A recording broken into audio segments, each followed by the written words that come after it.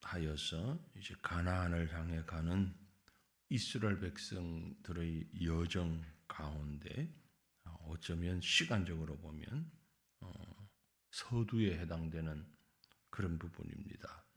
물론 1년쯤 지나갔습니다마는 1년 동안에 좀 새로운 생활 적응을 해가면서 성막도 짓고 어느 정도 이제 광야 생활에 광야가 생활하기 쉬운 곳은 아닙니다만은 또 생활하기에 적합한 곳도 아니고요. 그럼에도 불구하고 그들이 광야에서 40년을 지나게 되지 않습니까? 그 광야 생활의 초반 이제 서서히 적응해 갈 수밖에 없는 그런 시간대인데 문제는 그 백성들이 하나님을 향하여서 큰 원망을 쏟아내게 됩니다. 불평하는 거죠. 우리가 생각할 때는 출애굽이라고 하는 그 엄청난 사건, 지금 보면 너무나 귀한 사건이고 너무 엄청나고 위대한 사건이잖아요. 지금 그 당시에 이스라엘 백성의 입장에서 본다 해도 10가지 재앙을 애굽에서 경험을 했습니다. 직접 옆에서 보면서 처음에는 본인들도 그 재앙 속에 있었고 조금 지나서는 바로 옆에 있는 애굽 사람들이 그 재앙을 당하는 것들을 보면서 직접 목격을 했습니다. 그리고 이제 그 중에서 마지막 10번째 재앙은 요즘 아이들 말로 표현하면 압권이라는 표현을 쓰죠. 다른 말로는 표현할 수 없을 만큼 엄청난 사건. 물론 애굽의 사람들에게 있어서는 너무나도 비극적인 일이었고 또 곁에서 그 사실을 바라보는 이스라엘 백성들도 마음이 편치 않았습니다. 마음에 아주 큰 부담과 두려움과 그런 큰 심리적 상황 가운데서 극적으로 애굽을 나왔습니다. 그리고 곧 이어서 홍해에서 만난 사건은 정말 말로 표현할 수 없는 상상할 수 없는 일 겪었잖아요. 홍해를 마른 땅처럼 건너가는 이런 일들을 겪고 지금 애굽에 나와서 이제 광야에서 성막을 짓고 이제 하나님께 제사를 드리는 또 지금까지 겪어보지 못했던 새로운 영적인 일들을 감당하게 되는 이런 상황에서 우리가 생각할 때는 눈만 떠도 눈을 감아도 감사 하나님만 찬양하고 감사 그럴 것 같은데 전혀 그러지 않았다는 거죠.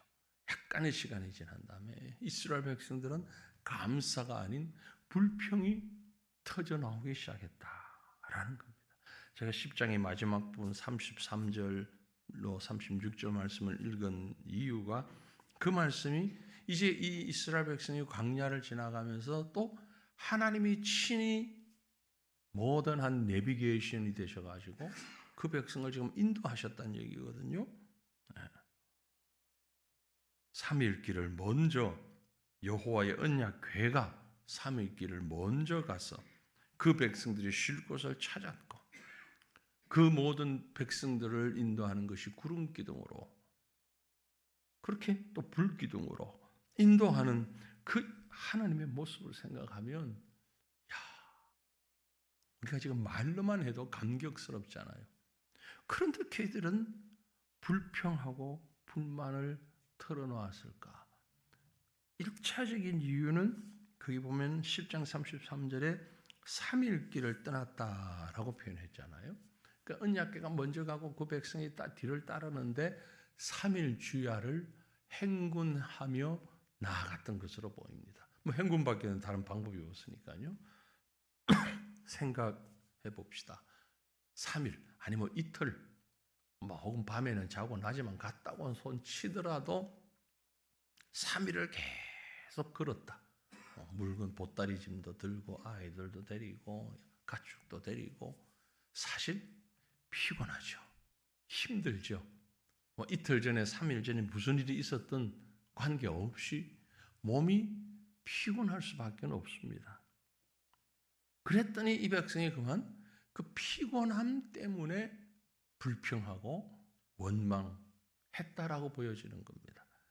지금까지 역사를 쭉 진행해 오던 그 큰 그림을 보기보다는 눈앞에 있는 지난 3일간 너무 힘들고 피곤했던 거, 이것 때문에 지금 우리가 볼 때는 그것 가지고 라고 생각할지 모르지만 당시 사람들로, 그 현장에 있던 사람들로서는 이 3일도 무시할 수만은 없는 시간이었을 거예요. 왜? 육체적으로 너무 힘드니까. 그때 하나님을 향하여 불평하고 원망하는 겁니다. 뿐만이 아니고 또 하나 그들이 불평하는 이유가 무엇일까? 그 11장 1절에 보면 여호와께서 들으시기에 백성이 악한 말로 원망했다 그랬잖아요.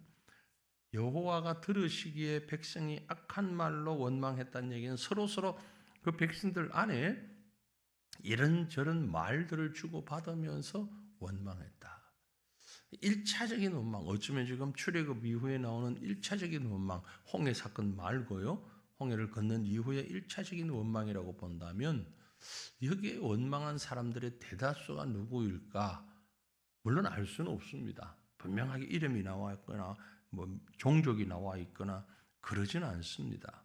그런데 생각해 보면 이 출애굽의 무리들 가운데에 정말 하나님을 바라보고 하나님을 의지하고 나온 사람들도 있겠지만 그렇지 못한 사람들도 분명히 있었을 것이다. 누굴까요? 출애굽기에 보면 출애굽기 11장 12장 이렇게 보면 유대 백성만 나온 게 아닙니다.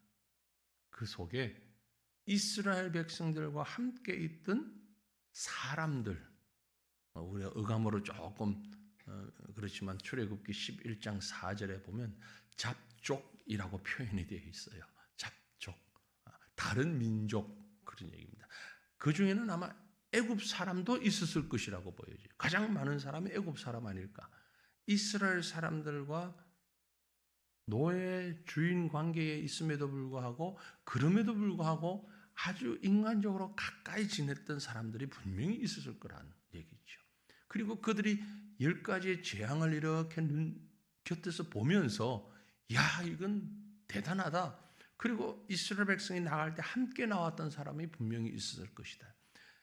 애굽이나 유대인 이외에도 또 다른 민족들, 혈통들이 분명히 있었을 것이다. 그때 상황을 이렇게 보면 주변 국가에서 함께 있던 사람들이 있기 때문에. 그러나 그들을 이름을 얘기하거나 종족을 표현하기에는 숫자가 아주 미약한 숫자였거나 그리 중요하지 않은 부분이었기 때문에 그저 출애굽기를 적으면서 잡족이라고 적었을 뿐 다른 사람들도 섞여 있었을 것이다. 그 잡족이라고 표현된 사람들의 목적은 이스라엘 백성과는 분명히 달랐을 겁니다. 이스라엘 백성들은 이것 아니면 안 되는 거예요. 지금 모세를 따라 하나님의 인도를 받고 출애굽해서 그곳이 광야든 그곳이 가나안이든 소망을 가지고 모세의 인도를 따라 가야만 되는 사람이었고 따라 나선 사람들은 야, 이건 이 사람들과 함께 가면 엄청난 기적을 맛볼 수 있겠다. 신비한 일들을 우리가 경험할 수 있겠다. 아마 여기에 더 많은 포인트가 가지 않았을까.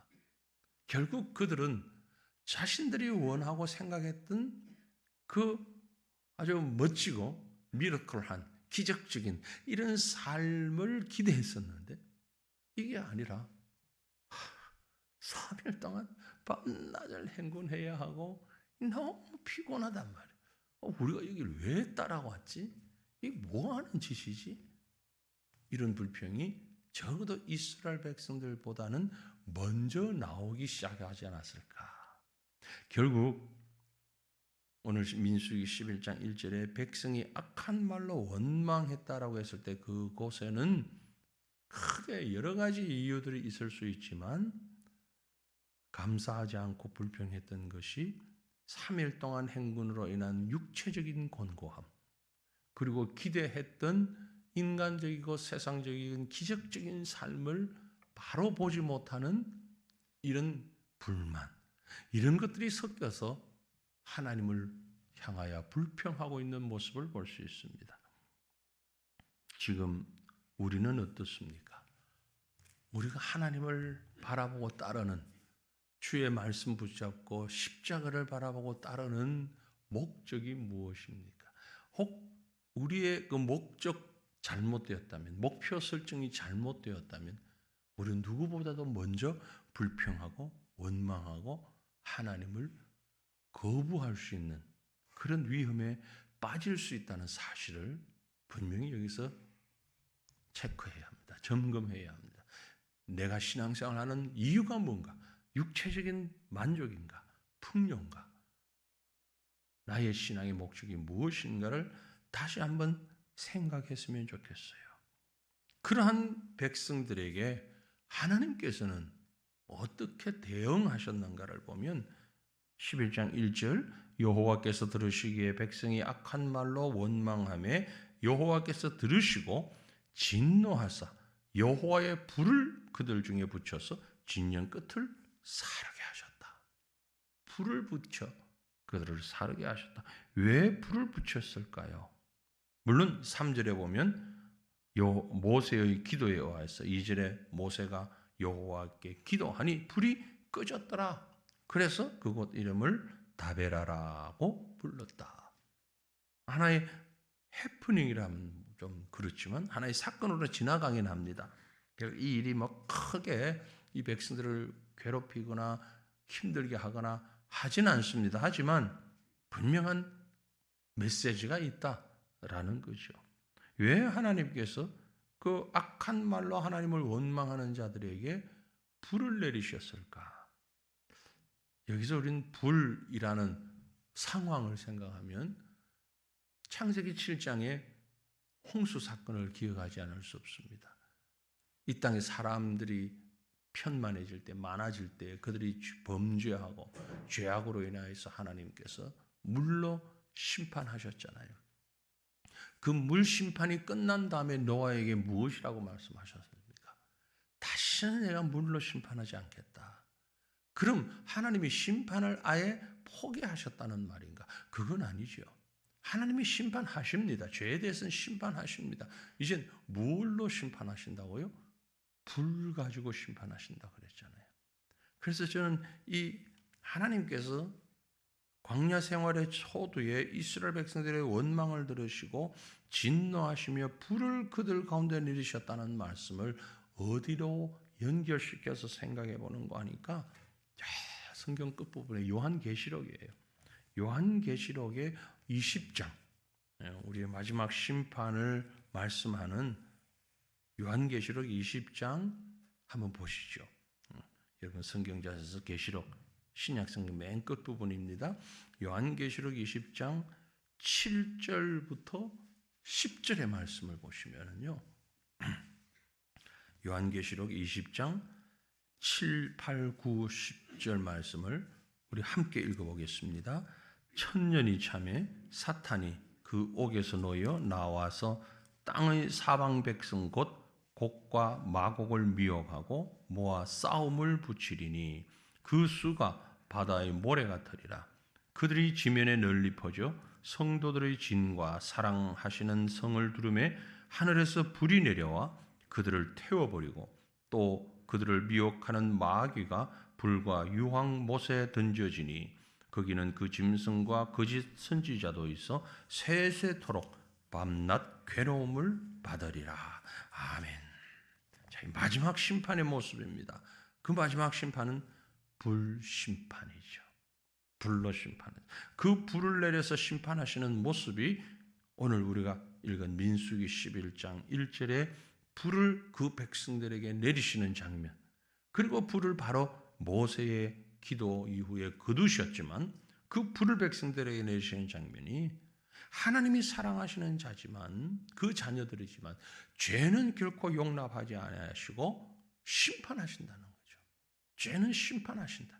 불로 태워서라도 그 죄를 심판하시는 하나님, 그 하나님의 마음, 하나님의 의도가 여기 분명히 드러나 있음을 말하는 것입니다. 하나님이 가장 싫어하시는 것, 하나님 앞에 어떤 경우에도 함께 공존할 수 없는 것 있다면 그것은 바로 죄라는 것입니다. 그래서 하나님은 그 죄를 태우십니다. 태워서 그것으로 끝나는 것만이 아니라 그 태워 심판한 그 백성들을 하나님은 살피십니다. 금방 보니 하나님이 그들을 그 불을 거두어 들이시는 것을 볼 수 있죠. 그곳 이름을 다베라라고 부르면서 여호와의 불이 그들 중에 붙은 까닭이었다. 까닭, 다베라라고 하는 것은 불로 태운다.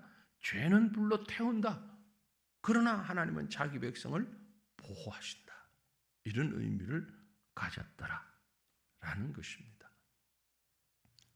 우리는 이 말씀 앞에 우리 자신을 다시 한번 살필 수 있기를 원합니다. 우리를 인도하시는 하나님, 우리를 사랑하시는 하나님, 그 앞에 우리의 온전한 목적을 가지고 우리 신앙의 바른 방향성을 가지고 나아가야만 되는 것이다.